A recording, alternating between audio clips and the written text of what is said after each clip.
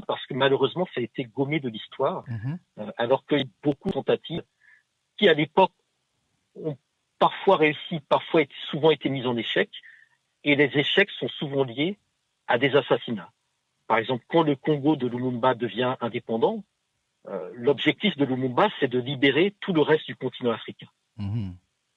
Et quand les Américains, les Belges et les autres apprennent ça, ils comprennent que Lumumba est un danger.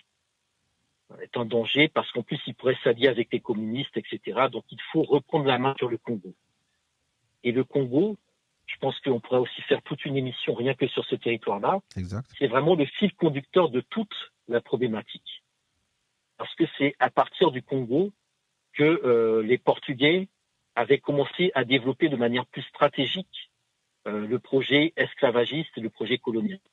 C'est du Congo que viennent la grande majorité des Africains déportés dans les Amériques, en Exact. termes de volume.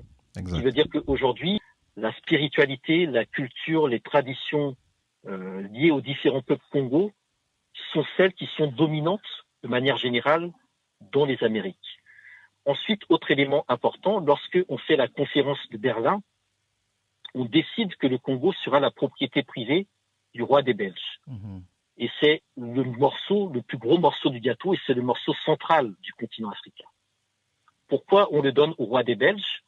Parce que le roi des Belges est quelqu'un certes influent, mais ce n'est pas, je dirais, une puissance lui-même. Et donc, en donnant le Congo au roi des Belges, on s'assure que le Congo restera ouvert à tout le monde.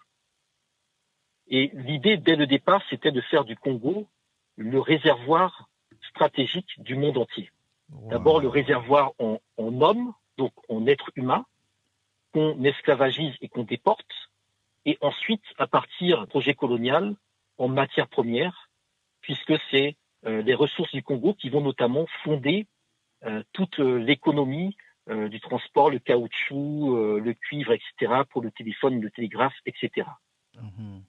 Et en 1945, la bombe atomique, l'uranium vient d'où? L'uranium vient du Congo. Donc c'est Exact. encore les Le ressources du Congo. Congo Mhm. qui ont permis d'entrer dans cette nouvelle ère mondiale qui font qu'il y a des puissances qui se disent nous sommes des grandes puissances parce que nous avons l'arme atomique. Mais l'uranium vient d'où?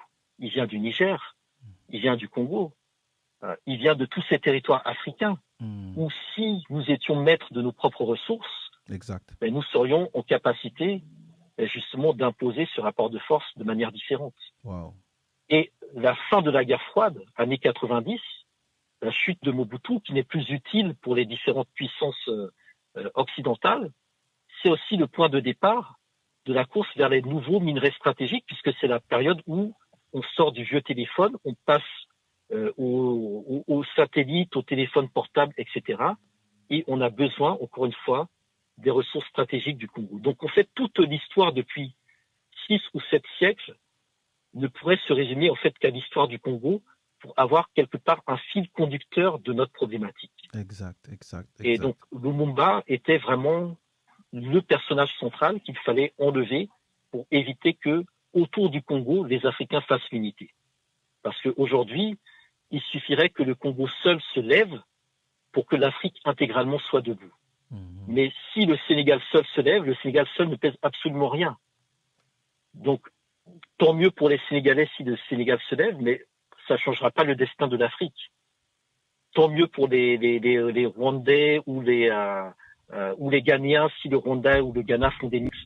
Mais ça ne changera pas le destin de l'Afrique. Mhm. Le seul pays qui, à lui seul, si lui seul se lève, même pendant que les autres dorment, réveille l'ensemble du continent africain, c'est le Congo. Wow. D'où le fait que, quand Kwame Nkrumah propose de penser aux États-Unis d'Afrique, qu'il en parle à Lumumba, il dit très clairement à Lumumba, si nous faisons ça, il faut que la capitale soit au mieux à Kinshasa, voire éventuellement, il y avait le projet de la mettre à Bangui, en République centrafricaine d'aujourd'hui. D'accord.